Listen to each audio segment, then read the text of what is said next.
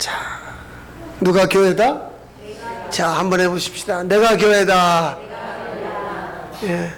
손이 있으면 하시고, 손 없으면 내려놓으실 텐데요. 해보세요. 내가 교회다. 예. 자기가 자기 모르는 말이요. 어이, 당신이 교회요. 내가 교회요. 어이, 내가 교회. 예. 누가 교회요? 이런 거 왜 하는 줄 아세요? 그러니까 가만히 이렇게 저 째려보지 마시고 탁 올려갖고 내가 교회다. 그리고 이런 거 왜 하냐면 저녁에 집에 가서 잘라고 누워있으면 갑자기 뭐 했는데? 밭에 가서 나 들고 깨빌라고 하면 갑자기 거기서 교회에서 뭐 했지? 내가 교회다고 했지? 이런 게 생각나요. 그냥 교회 오면 맥없이 물론 아프니까 인상 쓰시는 건 좋은데 내가 교회야, 내가 교회. 이건 누구 보고 오는 말이에요. 내가 나 보고 오는 옆에 사람이 아니라 내가. 다시 해보세요. 내가 교회다. 자, 시편 1편 3절 읽을까요?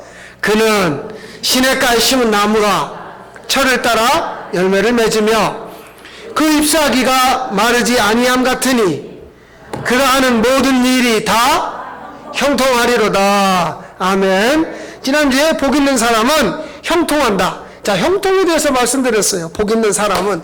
그래, 이 형통이라고 하는 건 내가 마음 먹은 거. 내가 8차선 아스팔트 도로로 쭉 뻗은 길로 그냥 기도만 하면 응답받고 농사만 지으면 풍년되고 뭐든지 잘 되고 자식도 잘 되고 내 몸 아픈 데도 없고 내가 생각하는 형통은 그런 거예요. 꾸불꾸불한 길, 울퉁불퉁한 길, 힘든 길 그런 거 말고 그냥 8차선 아스팔트대로 쭉 뻗어서 가는 길. 그런데 여기 지금 말씀하는 건 뭐냐면 그는 시냇가에 심은 나무가 이 나무가 숨겨진 위치, 그러니까 본래에는 물이 없는 쪽에 심어졌다가 물이 있는 쪽으로 옮겨졌다는 거예요. 왜 옮겨졌느냐? 시냇가, 거긴 계속 물이 흐르니까 그 물을 공급받아서 잎사귀가 먼저 열매가 있고 잎사귀가 마르지 않는다.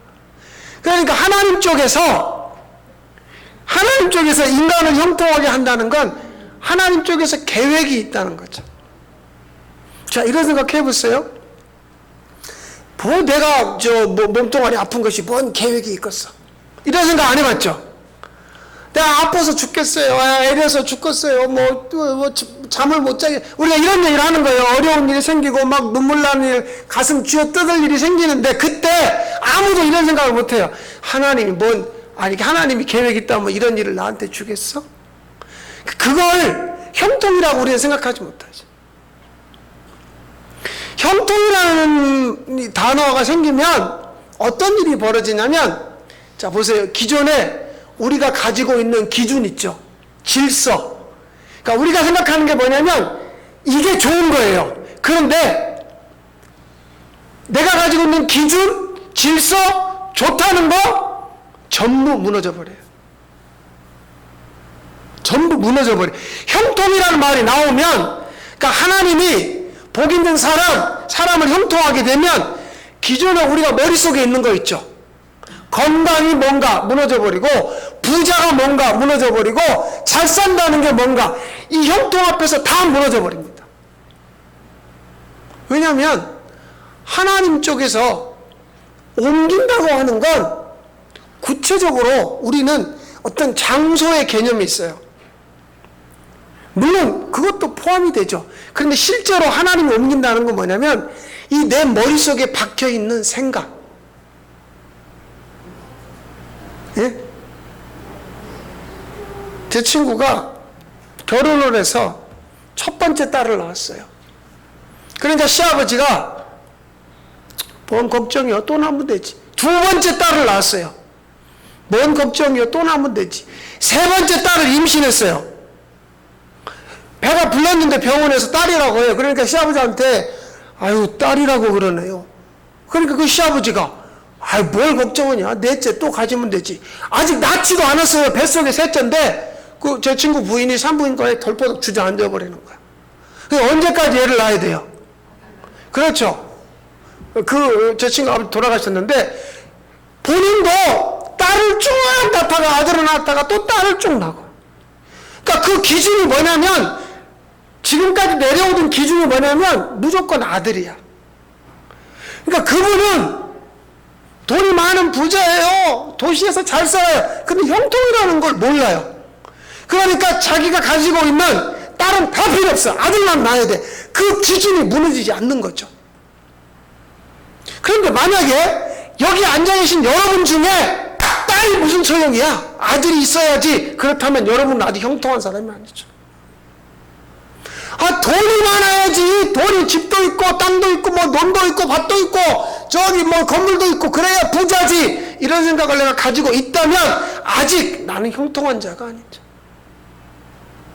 아픈 사람들 보면서 혀를 찢찢 차면서 운동도 안 하고 맨날 저렇게 처먹긴 하니까 아프지 뭐 아이고 불쌍해라. 아직 건강에 대한 형통, 그 기준이 무너지지 않았죠. 그래서요, 이런 분들은 만약에 무너지면 순식간에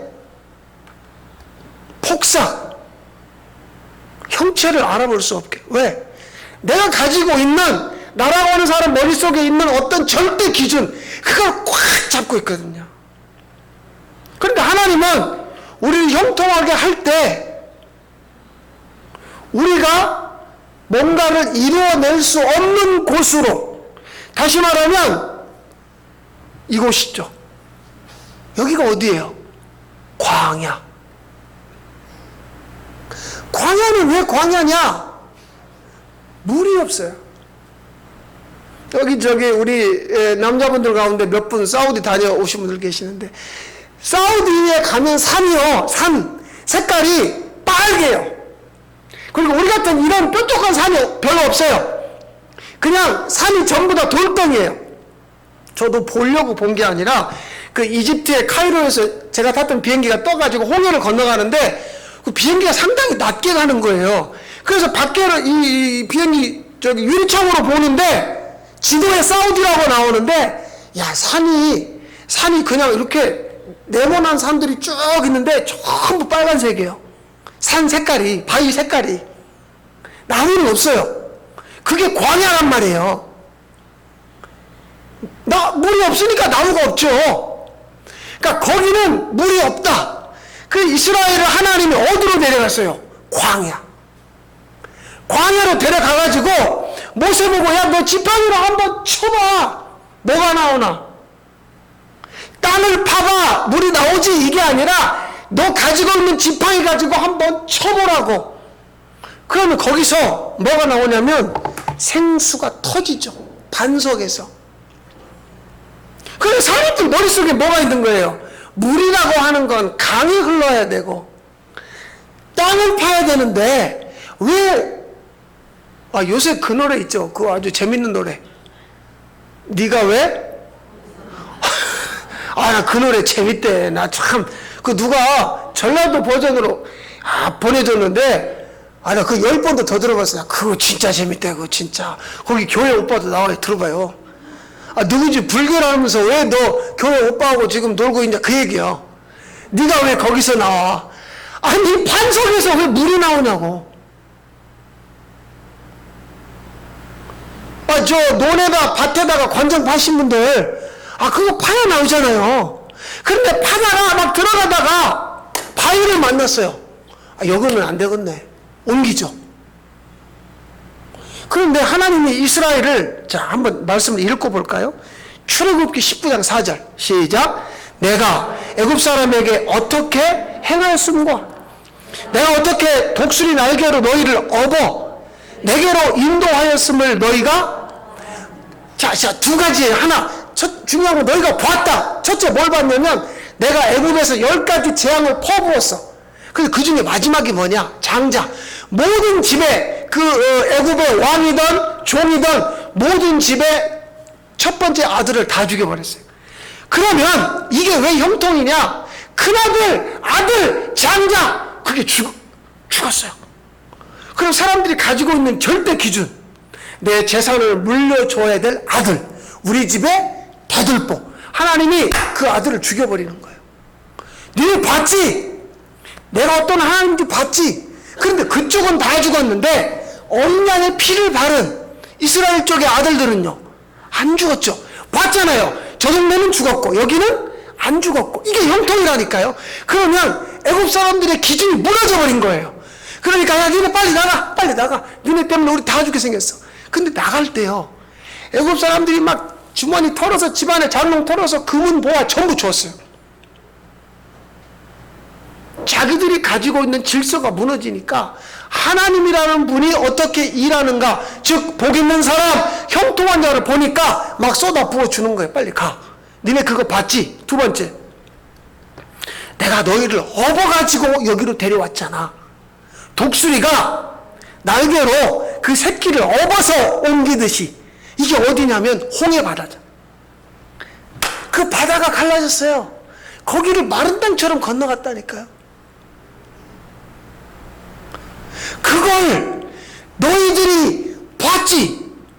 보면서 무슨 생각했니? 이 생각하는 거예요. 내 머릿속에서는 바다가 갈라지는 일은 없어요.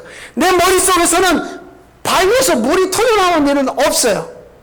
그러니까 하나님 쪽에서 옮겨 심지 않으면, 복 있는 사람으로 형통하게 내가 가지고 있는 모든 것들을 무너뜨리지 않으면 계속해서 나는 고집스러운 거예요.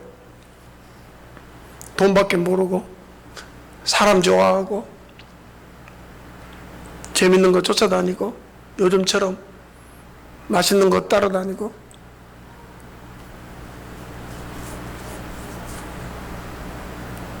며칠 전에 경기도 고양시에 있는 2개 교회에서 코로나 터졌죠. 잘 생각해봐요. 물론 절이나 천주교나 뭐 이슬람도 생겼어요. 그런데 대부분 교회죠.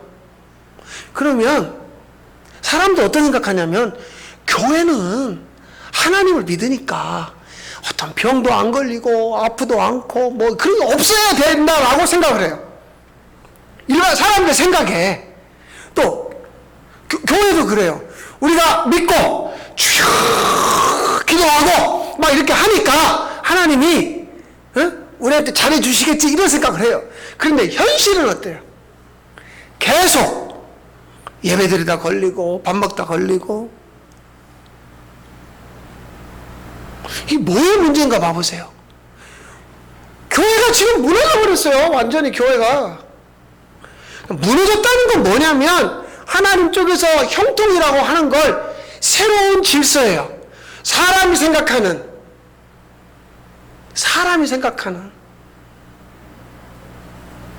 사람들이 생각하는 그런 모든 기준, 절대적인 것들, 그게 복이 있고 형통하는 게 아니라 하나님 쪽에서 우리를 지금 뭐하고 계시냐면 옮겨 심고 계세요.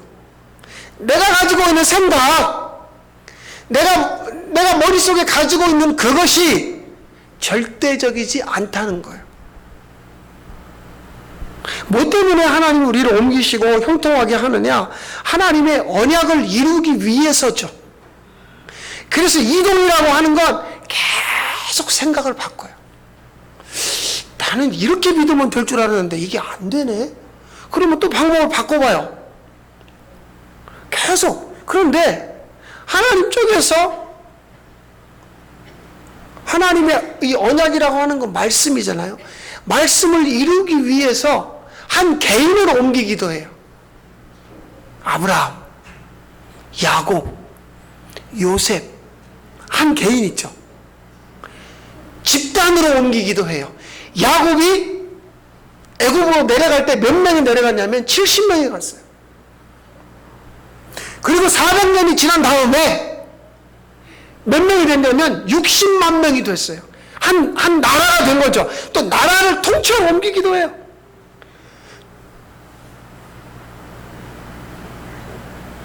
왜 옮기느냐고요? 하나님의 말씀을 이루기 위해서, 그리고 그 말씀을 이루는 걸 우리에게 하나님 쪽에서 보여주는 거예요.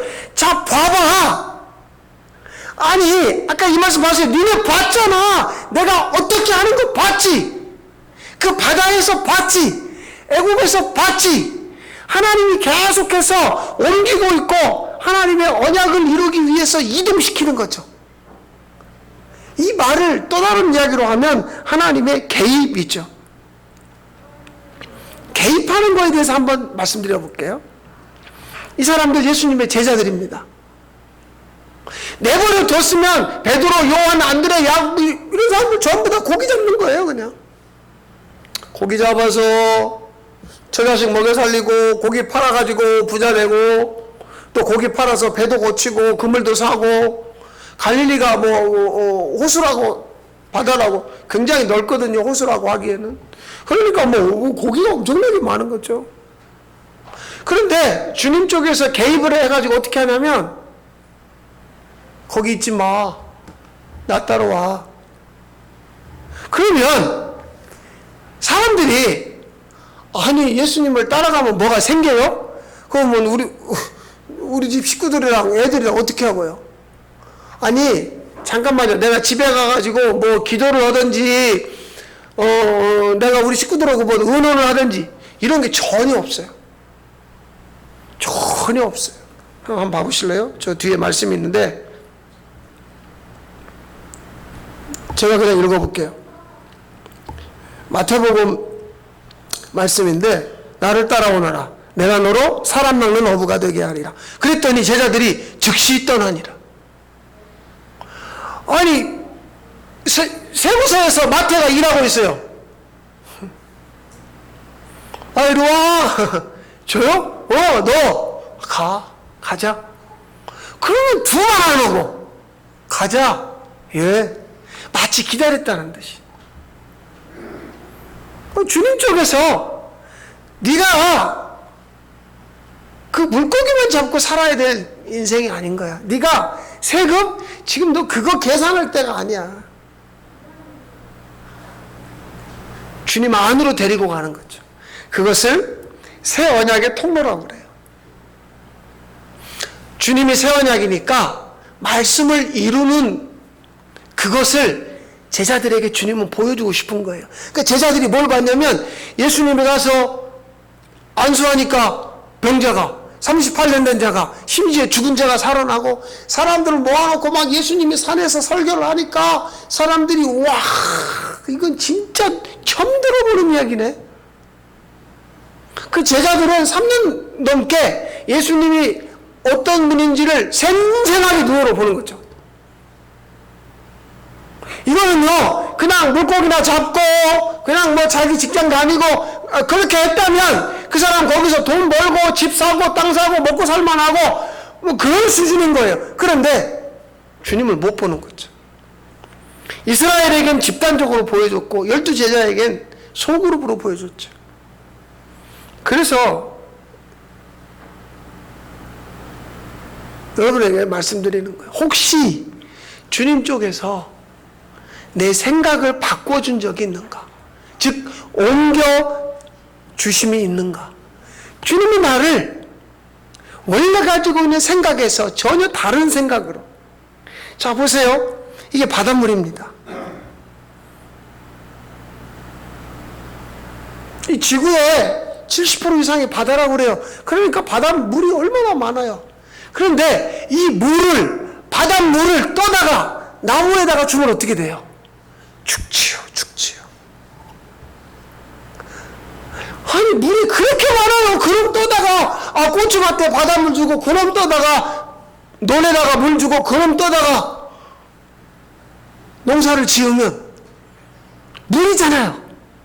그런데 그 물 속에 뭐가 있던 거예요? 소금이 숨어 있어요.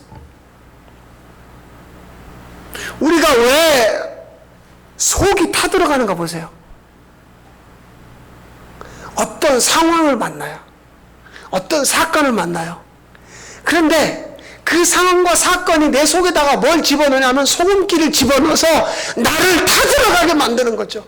못 살겠네, 죽겠네. 물론 굉장히 어려운 상황이죠. 집이 다 잠겨버리고, 논밭이 잠겨버리고, 심지어 뭐 산사태로 무너져버리고, 직장이 하루아침에 직장에서 해고를 당하기도 하고, 병원에 갔더니 뭐 얼마 못 산다고 이런 얘기를 들으면 어떤 사람이 아주 편안할 수 있겠어요? 그럴 수 없죠. 그런데 바로 그러한 사건과 상황들이 내 속에다가 마치 바닷물을 그거를 마시면 속이 개운해야 되는데 마실수록 내 목구멍은 더 타들어가는 거죠. 그래서 여러분 또 여러분에게 물어보는 거예요. 하나님 쪽에서 나를 옮겨주신 적이 있던가? 왜 하나님이 이스라엘을 옮겼느냐? 그 광야라고 하는 건 마치 애굽이라고 하는 건 마치 바닷물 같은 거예요. 애굽은 먹고 살기 좋습니다. 농사짓기도 좋습니다. 평안합니다. 힘이 있습니다. 그러니까 문제가 없는 나라예요. 그런데 하나님이 한 번도 애굽 사람들에게 자기를 계시한 적이 없어요. 그래서 그 사람들은 소를 신이라고 믿어요. 그 사람들은 하늘에 떠있는 태양을 신이라고 믿어요. 수많은 신을 만들다가 나중엔 지쳐서 바로라고 그러죠? 자기가 신이라고 믿어요. 그러니까 하나님이 그들에게 하나님을 보여준 적이 없죠. 그 생각을 바꿔준 적이 없죠. 그런데 이스라엘을 하나님이 거기 살면 안 되니까 데리고 나가요. 광야로 가서 반석을 탁 터뜨리면서 봐라, 니네 머릿속에 땅파에 물러온다는 거 그거 아니야. 니네 그걸로 사는 거 아니야. 무슨 무기가 좋아야 된다고? 그러면 니네 막대기만 가지고도 이기잖아. 하나님이 옮겨버리면 하나님의 계시를 통하여서